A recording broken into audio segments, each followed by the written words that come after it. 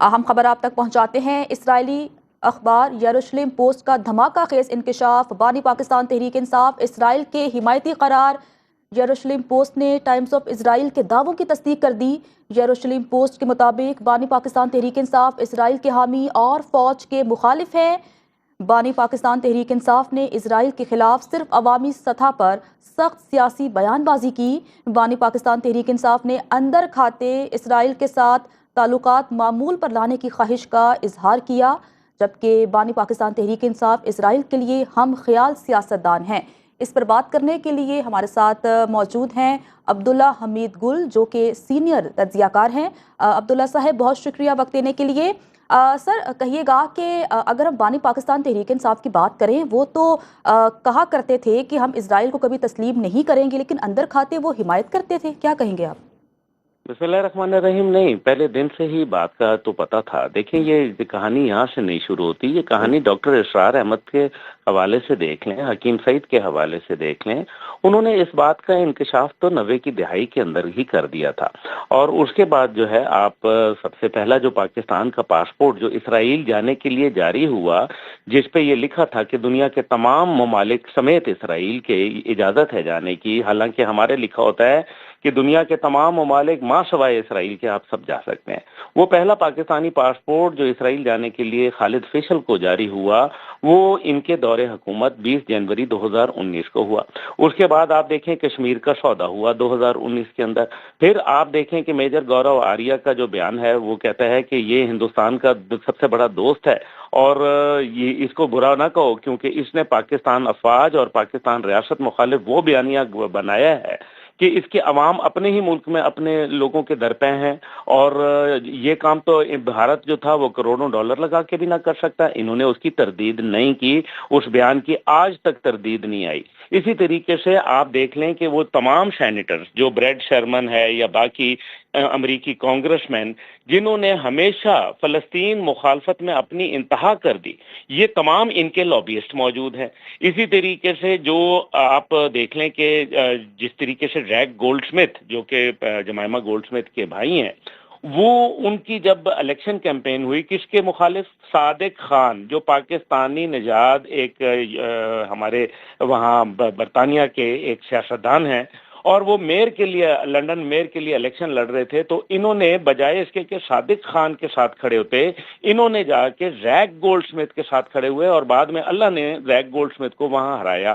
ریگ gold Smith جو ہے وہ سب سے بڑا اسرائیل کا حامی ہے، یعنی کہ جب یہ بمباری شروع ہوئی اور بچوں کا قتل عام شروع ہوا، تو ریگ گولڈ سمتھ نے کہا، اس کا ٹویٹ موجود ہے جس میں اس نے کہا کہ اسرائیل جو ہے وہ بالکل صحیح کر رہا ہے۔ اب آپ دیکھیں کہ 375 میں سے کانگریس کے لوگ جو ہے 368 لوگ جو ہے وہ ان کے حق میں جو ہے وہ بیانیہ بناتے ہیں اور قرارداد پیش کرتے ہیں امریکہ کے اندر۔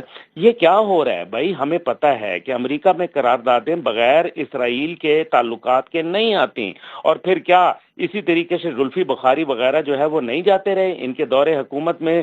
جس طریقے سے ہمیں معلوم ہے کہ کس طریقے سے چند صحافی حضرات جو تھے وہ وہاں انہوں نے دورہ کیا اسرائیل کا، اور ساتھ ہی ساتھ جو ہے ان کے خفیہ مراسم بھی رہے، لوگوں کا آنا جانا بھی ہوا۔ کیا یہ حقیقت نہیں ہے کہ اسرائیل کا ایک جہاز آیا تھا 2018 میں، جب ابھی ان کی حکومت تھی، نومبر، غالباً یہ 16 کی بات ہے، 16 نومبر 2018 کو ایک اسرائیلی جہاز پاکستان کی سرزمین کے اوپر آیا، باقاعدہ منسٹری آف جو ہماری یہ ہے انٹیریئر، اس کی ویب سائٹ کے اوپر یہ چیزیں موجود ہیں، میرے خیال میں میرے پاس آج بھی موجود ہیں، جہاں لکھا ہوا ہے اسرائیلی، یعنی کہ نیشنلٹی جب وہ لکھا جاتا ہے تو وہ اسرائیلی لکھا جاتا ہے۔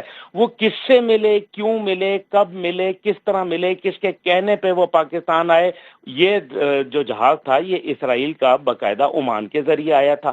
تو آپ کو یاد ہے کہ انہوں نے کہا کہ جی یہ ہمارے اوپر تہمت ہے، بی بی سی کی رپورٹ آئی، بی بی سی نے جب یہ بات کہی تو انہوں نے کہا، ان کے انفارمیشن منسٹر تھے، انہوں نے کہا یہ سب جھوٹ ہے۔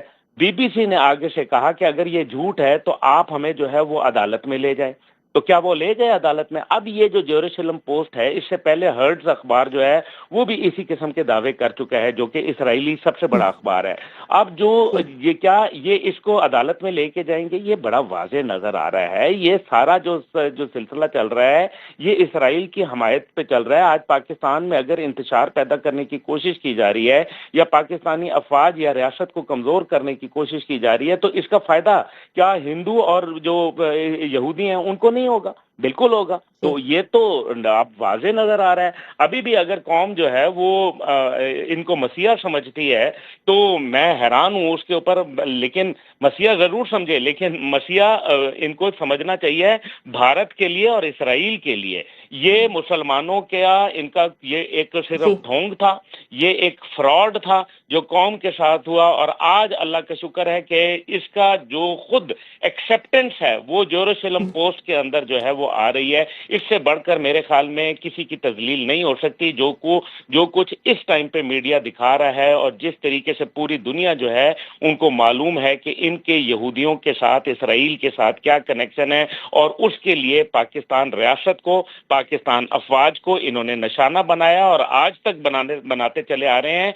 इनका मकसद पाकिस्तान को डी न्यूक्लियराइज करना है, डी इस्लामाइज करना है, डी लिंक करना है चाइना के साथ और डी मिलिटराइज करना है। ये इनकी बड़ी वाज़ेह जो है वो सोच मौजूद है। और अब ये पाकिस्तान को जो है एक अलहदा सोच की जो है वो भी प्रचार कर रहे हैं। आज ये मारंग बलोच के साथ खड़े हैं, आज ये मंजूर पश्तीन के साथ खड़े हैं, आज ये तमाम पाकिस्तान मुखालिफ कुव्वतों के साथ क्यों खड़े हैं? ये सवाल है ना। इनके वहाँ कौमी तराने के ऊपर अफगान जो है नाज़िमुल अमूर हैं वो खड़े नहीं हुआ होते। क्या इनके वहाँ वजीर आला जो को नहीं चाहिए था कि वो उनको नापसंदीदा शख्सियत करार दे के वहाँ से दरवाजे से बाहर निकाल देते? लेकिन अफसोस से ये कहना पड़ता है कि ये जो बात है, अब तो भारत इसराइल इस बात के ऊपर खुलेआम ये कह रहा है कि ये उनका आदमी है। जी अच्छा सर, जैसा कि आपने कहा कि मीडिया अपना किरदार अदा कर रहा है, लेकिन सर हम सोशल मीडिया की बात करें तो वहाँ पर पाकिस्तान तहरीक इंसाफ के कीबोर्ड वॉरियर्स हैं जो कि डिजिटल दहशतगर्दी में मुलव्वस पाए जाते हैं और इस तरह के नैरेटिव का वो जवाब भी देते हैं। तो रियासती सतह पर मज़ीद क्या इक़दाम करने चाहिए ताकि इस प्रोपेगेंडे को ख़त्म किया जा सके?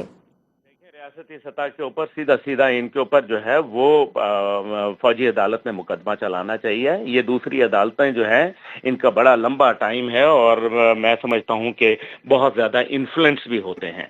साफ सी बात है, हमने देखा है, गुड टू सी यू भी देखा है, हमने वीवीआईपी प्रोटोकॉल भी देखे हैं, हम आज भी देख रहे हैं कि आम आदमी को, आम कैदी को वहाँ एक्सरसाइज मशीनें दी जाती हैं उनको, क्योंकि इनका जुर्म जो है वो कोई सियासी नौयत का नहीं है। इनका जुर्म जो है वो फौजदारी मुकदमा है।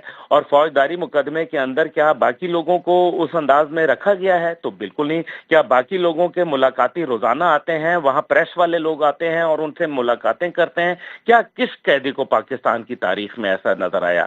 तो इसलिए ये साबिक वजीर आजम रहे हैं और साबिक वजीर आजम हमारे न्यूक्लियर राजों का अमीन होता है, बहुत सारे और कौमी राज जो है उनके अमीन होता है। साइफर का एक बहुत बड़ा केस है, ये पाकिस्तान और अमेरिका के ताल्लुकात के अंदर रखना डाला गया और इसी तरीके से और हमने बहुत सारी चीजें देखी।